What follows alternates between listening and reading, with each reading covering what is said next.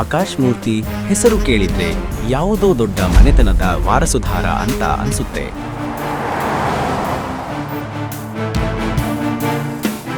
ಆದರೆ ನಾವು ಯಾವ ಆಕಾಶ್ ಮೂರ್ತಿ ಬಗ್ಗೆ ಮಾತಾಡ್ತಾ ಇದ್ದೀವಿ ಅಂದ್ರೆ,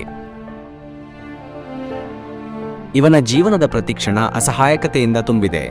ಆಕಾಶ್ ಕೋಟ್ಯಾಧೀಶ್ವರರ ಮನೆ ಅಳಿಯ ಆದ್ರೆ ಅವನ ಸ್ಥಿತಿ ನೋಡಿ ಕೆಲಸದವನು ಹೇಳ್ತಾ ಇದ್ದ, ಹಣ ಏನಾದ್ರೂ ಬೇಕಾದ್ರೆ ಹೇಳು, ನಿನ್ನ ಈ ಬಡತನ ನೋಡಕ್ಕೆ ಆಗ್ತಾ ಇಲ್ಲ. ಕೋಟ್ಯಾಧೀಶ್ವರರ ಮನೆ ಅಳಿಯಂದರು ಐಷಾರಾಮಿ ಕಾರ್ಗಳಲ್ಲಿ ಓಡಾಡ್ತಾ ಇರ್ತಾರೆ. ಆದರೆ ಇವನು ಜೀವನದಲ್ಲಿ ಸಂಪಾದನೆ ಮಾಡಿದ್ದು ಮಾತ್ರ ಈ ಮೂರನ್ನೇ. ಇದು ಅವಮಾನ, ಎರಡನೇದು ಹೆಚ್ಚು ಅವಮಾನ, ಮತ್ತೆ ಮೂರನೇದು ಅದಕ್ಕಿಂತ ಹೆಚ್ಚು ಅವಮಾನ. ಮತ್ತೆ ಯಾರಾದ್ರೂ ತಮ್ಮ ಹೆಂಡತಿಗೆ ಒಳ್ಳೆ ರೆಸ್ಟೋರೆಂಟ್ನಲ್ಲಿ ಊಟ ಕೊಡ್ಸೋದು ನೋಡಿ ಅವನು ತನಗ್ತಾನೆ ಅನ್ಕೋತಾ ಇದ್ದ, ಒಂದಿನ ನನ್ನ ಟೈಮ್ ಸಹ ಬರುತ್ತೆ ಒಳ್ಳೆ ಸೂಟ್ ಹಾಕೊಂಡು ಇದೇ ತರ ಯಾವ್ದಾದ್ರೂ ದೊಡ್ಡ ರೆಸ್ಟೋರೆಂಟ್ನಲ್ಲಿ ಖುಷಿಯಾಗಿ ಸಿತಾರಾಗೂ ಸಹ ಊಟ ಕೊಡಿಸ್ತೀನಿ. ಅವಳು ಸ್ಟೆಪ್ಸ್ ಇಂದ ನಡೆಡ್ಕೊಂಡು ಬಂದು ನನ್ನ ಜೊತೆ ಒಂದ್ ರೊಮ್ಯಾಂಟಿಕ್ ಕ್ಯಾಂಡಲ್ ಲೈಟ್ ಡ್ಯಾನ್ಸ್ ಮಾಡಿದ್ರೆ ಅಲ್ಲಿ ಇರೋರ್ ಎಲ್ಲ ನಮ್ಮನ್ನ ನೋಡಿ ಹೊಟ್ಟೆ ಉರಿಪಟ್ಕೋತಾರೆ.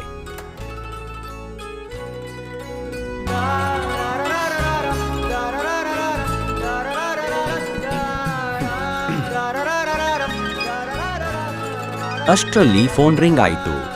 ಖಂಡಿತ ಸಿತಾರಾ ಫೋನ್ ಮಾಡಿದಾಳೆ ಬರ್ತ್ಡೇ ವಿಶ್ ಮಾಡಕ್ಕೆ ಅಂತ ಅನ್ಕೊಂಡ. ಫೋನ್ ಸ್ಕ್ರೀನ್ ನೋಡಿದ್ರೆ ಅದು ರಾಗಿಣಿ ಫೋನ್ ಆಗಿತ್ತು. ಕಂಡ ಕನಸೆಲ್ಲ ಮಾಯ ಆಯಿತು.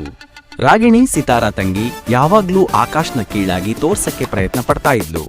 ಮೊಬೈಲ್ನ ನೋಡಿ ಆಕಾಶ್ ಸಪ್ಪೆ ಮುಖ ಮಾಡ್ಕೊಂಡು ಫೋನ್ ರಿಸೀವ್ ಮಾಡ್ದ.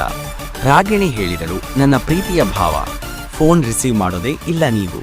ಅದಕ್ಕೆ ರಾಗಿಣಿ, ಹೋಗ್ಲಿ ಅದೆಲ್ಲ ಬಿಡಿ, ಒಂದ್ ಕೆಲ್ಸ ಮಾಡಿ, ಚಿನ್ನದ ಅಂಗಡಿಯಲ್ಲಿ ನಂದು ಒಂದು ನೆಕ್ಲೆಸ್ ಇದೆ, ನಾನು ಓನರ್ಗೆ ಫೋನ್ ಮಾಡಿದ್ದೀನಿ, ನೀವು ಹೋಗಿ ನನ್ನ ನೆಕ್ಲೆಸ್ ತಗೊಂಡು ನಮ್ಮ ಮನೆಗೆ ಬನ್ನಿ.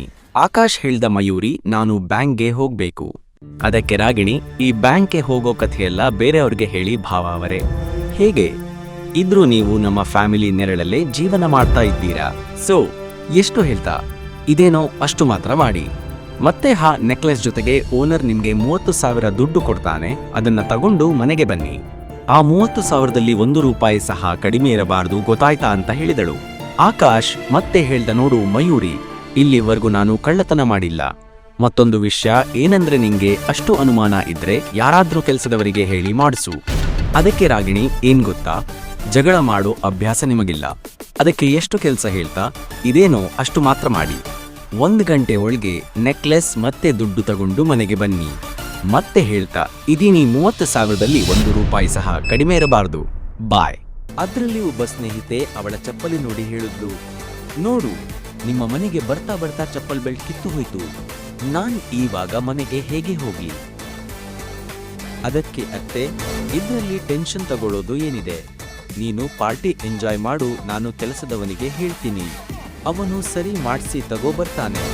ಸ್ನೇಹಿತೆ ಹೇಳಿದಳು, ಬೇಡ ಬೇಡ, ನಾನ್ ಕೆಲ್ಸದವರನ್ನ ನಂಬಲ್ಲ, ನನ್ನ ಚಪ್ಪಲಿ ತುಂಬಾ ಕಾಸ್ಟ್ಲಿ, ಒಂದ್ಸಲ ಕಿತ್ತು ಹೋದ್ರೆ ನಾನ್ ಹಾಕಲ್ಲ, ಆದ್ರೆ ಏನ್ ಮಾಡ್ಲಿ, ಮನೆಗೂ ಹೋಗ್ಬೇಕು ಅಲ್ವಾ? ಅತ್ತೆ ಅಂದು. ಡೋಂಟ್ ವರಿ, ಕೆಲಸದವನಲ್ಲ, ಅವನಿಗಿಂತ ಸ್ವಲ್ಪ ಮೇಲೇನೆ, ಅವನು ನಿನ್ನ ಕೆಲಸ ಚೆನ್ನಾಗಿ ಮಾಡ್ತಾನೆ. ಆಕಾಶ್, ಬಾ ಇಲ್ಲಿ, ಈ ಚಪ್ಪಲಿ ತಗೊಂಡೋಗಿ ಸರಿ ಮಾಡಿಸ್ಕೊಂಡ್ ಬಾ. ಆಗ ಅತ್ತೆಯ ಸ್ನೇಹಿತೆ ಹೇಳ್ತಾಳೆ, ಹೇ, ಈ ಕೆಲ್ಸ ಅಳಿಯ ಮಾಡೋದು ಸರಿಯಲ್ಲ. ಅದಕ್ಕೆ ಅತ್ತೆ, ನೀನ್ ಇಷ್ಟು ಟೆನ್ಷನ್ ಏನಕ್ಕೆ ತಗೋತಾ ಇದ್ಯಾ? ಹೇಗಿದ್ರು ಅವನ್ಗೆ ಈ ಕೆಲಸ ಎಲ್ಲ ಮಾಡಕ್ಕೆ ಇಷ್ಟ ಇಲ್ದೇ ಇದ್ರು ಆಕಾಶ್ ಈ ಕೆಲಸ ಮಾಡ್ಲೇಬೇಕಿತ್ತು. ಅವನ ಮೊಬೈಲ್ಗೆ ಅವನ ಹೆಂಡತಿ ಸಿತಾರಾ ಮೆಸೇಜ್ ಬಂತು. ಆ ಮೆಸೇಜ್ ನೋಡುತ್ತಾ ಆಕಾಶ್ ಮುಖದಲ್ಲಿ ನಗು ಬಂತು. ಪೂರ್ತಿ ದಿನದ ಟೆನ್ಷನ್ ಹೊರಟೆ ಹೋಯ್ತು. ಇದೇ ಮೊದಲ ಬಾರಿ ಸಿತಾರಾ ಅವನ ಆಫೀಸ್ಗೆ ಕರೆದಿದ್ದು. ಇದು ಒಂದೇ ಅವನ ಜೀವನದಲ್ಲಿ ಒಳ್ಳೆಯ ವಿಷಯ ಇದ್ದಿದ್ದು. ಸಿತಾರಾ ಮುಖ ನೋಡ್ಲಿಲ್ಲ ಅಂದ್ರೆ ಅವನ್ಗೆ ನೆಮ್ಮದಿ ಇರ್ತಾ ಇರ್ಲಿಲ್ಲ. ಸಿತಾರಾ ಖುಷಿಗೋಸ್ಕರ ಅವನ ಜೀವ ಬಿಡೋ ಅಷ್ಟು ಪ್ರೀತಿ ಮಾಡ್ತಾ ಇದ್ದಾನೆ.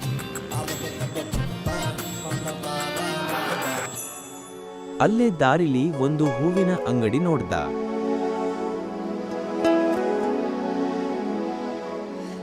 ಮತ್ತೆ ಅವನ ಪರ್ಸ್ ಹುಡ್ಕಕ್ಕೆ ಶುರು ಮಾಡ್ದ. ಅದರಲ್ಲಿ ಒಂದೇ ಒಂದು 500 ನೋಟಿತ್ತು. ಅಷ್ಟರಲ್ಲೇ ಅವನಿಗೆ ಅತ್ತೆ ಕೊಟ್ಟ ಕೆಲಸ ನೆನಪಾಯಿತು. ಒಂದು ಚಪ್ಪಲಿನೇ ನೋಡ್ತಾ ಹೇಳಿದ, ಕ್ಷಮಿಸಿ ಬಿಡಿ ಅತ್ತೆ ಮತ್ತು ಆಂಟೀಸ್, ನಿಮ್ಗೆ ದೊಡ್ಡ ನಮಸ್ಕಾರ. ಸಿತಾರಾಗಿಂತ ಇಂಪಾರ್ಟೆಂಟ್ ನಂಗೆ ಯಾವುದೂ ಇಲ್ಲ. ಸ್ವಲ್ಪ ಬೇಯಿಸ್ಕೊಂಡ್ರೆ ಆಯ್ತು ಅನ್ಕೊಂಡ.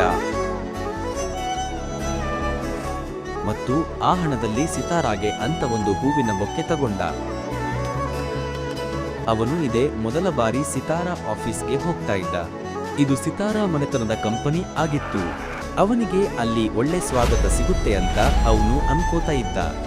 ಅಷ್ಟರಲ್ಲೇ ಮುಂದೆ ಬರ್ತಾ ಇದ್ದ ಒಬ್ಬ ಅವನಿಗೆ ಡಿಕ್ಕಿ ಹೊಡೆದ. ಅವನ ಹೆಸರು ಸೂರಜ್ ಅಂತ. ಸೂರಜ್ ಹೇಳಿದ, ಯು ಈಡಿಯಟ್, ಕಾಣ್ಸಲ್ವಾ? ಗೊತ್ತಿಲ್ಲ ಎಲ್ಲೆಲ್ಲಿಂದ ಬರ್ತಾರೋ. ಈ ಆಫೀಸಲ್ಲಿ ನಿಂಗೆ ನಿಲ್ಲೋಕ್ಕೂ ಯೋಗ್ಯತೆ ಇಲ್ಲ. ಬಂದ್ಬಿಟ್ಟ ಅವನ ಅಜ್ಜನ ಆಫೀಸ್ ತರ. ಯಾರೋ ನೀನು? ಆಕಾಶ್ನ ಬಟ್ಟೆ ನೋಡಿ ಸೂರಜ್ಗೆ ಅನ್ನಿಸಿರಬಹುದು. ಅವನು ಯಾರೋ ಕೆಲಸದವನು ಅಥವಾ ಆಫೀಸ್ ಬಾಯ್ ಅಂತ. ಕೆಳಗೆ ಬಿದ್ದಿದ್ದ ಬೊಕ್ಕೆ ನೋಡಿ ಅದರ ಮೇಲೇನೆ ನಡ್ಕೊಂಡು ಹೋದ.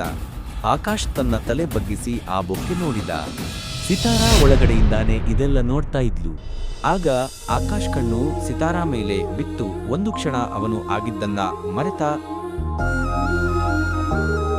ಹಾಗೂ ಸಿತಾರಾ ಕ್ಯಾಬಿನ್ ಒಳಗೆ ಹೋದ. ಆಕಾಶ್ ಹೇಳಿದ, ಹೋಗ್ಲಿ ಬಿಡು ಸಿತಾರಾ, ಇವಾಗ ಏನಾಯ್ತೋ ಅದು ಆಗೋಯ್ತು. ನೀನಿಷ್ಟು ಟೆನ್ಷನ್ ಏಕೆ ತಗೋತಾ ಇದ್ಯಾ? ಆಗೋಯ್ತು. ಆಗ ಸಿತಾರಾ ಜೋರು ಧ್ವನಿಯಲ್ಲಿ ಹೇಳಿದ್ಲು, ದೂರ ಹೋಗಿ ನೀವು ನನ್ನಿದ. ದೂರ ಹೋಗಿ? ನನ್ನ ಜೀವನದಿಂದ ನೀವು ಯಾಕೆ ಹೋಗ್ತಾ ಇಲ್ಲ? ನನ್ನ ಜೀವನ ನರಕ ಆಗೋಗಿದೆ. ಆಕಾಶ್ಗೆ ಆಕಾಶನೇ ತಲೆ ಮೇಲೆ ಬಿದ್ದ ಹಾಗೆ ಆಯ್ತು. ಅವನು ಸಿತಾರಾ ಮುಖ ನೋಡ್ತಾನೇ ಇದ್ದ. ಸಿತಾರಾ ಮತ್ತೆ ಹೇಳಿದ್ಲು, ಗೊತ್ತಿಲ್ಲ ಯಾವ ತಪ್ಪಿಗೆ ನಂಗೆ ಶಿಕ್ಷೆ ಆಗ್ತಾ ಇದ್ಯೋ ಹೇಳಿ. ನಿಮಗೆ ಏನು ಬೇಕು? ಅಪ್ಪ ನಮ್ಮ ಮದುವೆನ ಬಲವಂತವಾಗಿ ಮಾಡಿಸಿದ್ರು. ಇಲ್ಲ ಅಂದ್ರೆ ನಾನ್ ಯಾಕೆ ನಿಮ್ಮನ್ನ ಮದ್ವೆ ಆಗ್ತಾ ಇದ್ದೆ? ಮತ್ತೆ ಇವತ್ತಿಗೂ ನಿಮ್ಮನ್ನ ಗಂಡ ಅಂತ ಹೇಳಕ್ಕೆ ನಾಚಿಕೆ ಆಗುತ್ತೆ. ಅಯ್ಯೋ, ಇವತ್ತು ಡ್ರೈವರ್ ಇರ್ಲಿಲ್ಲ, ಅದಕ್ಕೆ ನಿಮ್ಮನ್ನ ಕರೆದೆ. ಆದ್ರೆ ನಂಗೆ ಏನು ಗೊತ್ತಿತ್ತು, ನನ್ನ ಗಂಡ ಈ ಕೆಲಸ ಮಾಡಕ್ಕೂ ಲಾಯಕ್ ಇಲ್ಲ ಅಂತ. ಇಲ್ಲಿಗೆ ಬಂದು ನನ್ನ ಎಲ್ಲರಿಗಿಂತ ಓಲ್ಡ್ ಕ್ಲೈಂಟ್ ಮಿಸ್ಟರ್ ಸೂರಜ್ಗೆ ಕೋಪ ಬರಿಸಿದ್ಯಾ? ಇವಾಗ ನನ್ನ ಕೆಲಸ ಹೇಗೆ ಆಗುತ್ತೆ? ಕಣ್ಣಲ್ಲಿ ನೀರು ತುಂಬಿಕೊಂಡು ಸಿತಾರಾ ಹೇಳಿದ್ಲು. ನಾನ್ ಎಲ್ಲಿಗೆ ಹೋದ್ರು ನಿಮ್ಮಿಂದ ನನಗೆ ಅವಮಾನ ಆಗೇ ಆಗುತ್ತೆ. ನನ್ನ ಜೀವನದಲ್ಲಿ ನೀವು ಒಂದು ಕಪ್ಪು ಚುಕ್ಕಿ ಆಗ್ಬಿಟ್ಟಿದ್ದೀರಾ. ಇಷ್ಟು ಹೇಳ್ತಾ ಸಿತಾರಾ ಕ್ಯಾಬಿನಿಂದ ಹೊರಗೆ ಹೋದ್ಲು. ಅಲ್ಲೇ ದಾರಿಲಿ ಇದ್ದ ಬೊಕ್ಕೆ ನೋಡಿ ಸಿತಾರಾ ಹೇಳಿದ್ಲು, ಏನಿದೆಲ್ಲ? ಡಸ್ಟ್ಬಿನ್ ಮಾಡ್ಕೊಂಡಿದ್ದೀರಾ? ಡಸ್ಟ್ಬಿನ್ ಅಲ್ಲಿ ಹಾಕಿ ಇದನ್ನ ಅಂತ ಹೇಳಿ ಬೊಕ್ಕೆ ಮೇಲೆ ನಡ್ಕೊಂಡು ಹೋದ್ಲು.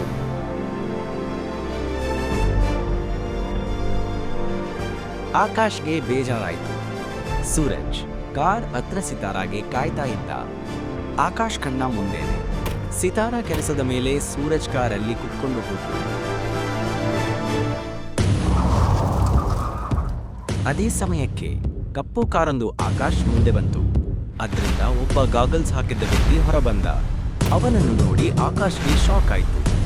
ಯಾಕೆ ಅಂದ್ರೆ ಇವನು ಇಲ್ಲಿಗೆ ಬರ್ತಾನೆ ಅಂತ ಆಕಾಶ್ ಅನ್ಕೊಂಡಿರ್ಲಿಲ್ಲ. ಅವನು ಆಕಾಶ್ ಮುಂದೆ ಬಂದು ಹೇಳ್ದ, ಯಂಗ್ ಮಾಸ್ಟರ್, ಏಷ್ಯಾದಲ್ಲೇ ಅತಿ ದೊಡ್ಡ ಕಂಪನಿ ಮತ್ತೆ ದೊಡ್ಡ ಮನೆತನದ ಕಂಪನಿ ನಿಮ್ಮನ್ನ ಕಾಯ್ತಾ ಇದೆ. ಟೈಮ್ ಬಂದಾಗಿದೆ. ನೀವು ಬಂದು ನಿಮ್ಮ ಕಂಪನಿ ನೋಡ್ಕೊಳ್ಳಿ. ಈ ವ್ಯಕ್ತಿ ಯಾರು? ಆಕಾಶ್ ಯಾರು? ಆಕಾಶ್ ಮೇಲೆ ಸಿತಾರಾಗೆ ಏಕೆ ಕೋಪ? ಮುಂದಿನ ಎಪಿಸೋಡ್ ಕೇಳಲು ಕಾತುರರಾಗಿದ್ದೀರಾ? ಹಾಗಿದ್ರೆ ಈಗಲೇ ಪಾಕೆಟ್ FM ಆಪ್ ಡೌನ್ಲೋಡ್ ಮಾಡಿ ಹಾಗೂ ದಿ ಬಾಸ್ ಸರಣಿ ಕೇಳಿ. ಆಪ್ ಡೌನ್ಲೋಡ್ ಮಾಡಲು ಡಿಸ್ಕ್ರಿಪ್ಷನ್ನಲ್ಲಿ ಇರುವ ಲಿಂಕ್ ಮೇಲೆ ಕ್ಲಿಕ್ ಮಾಡಿ.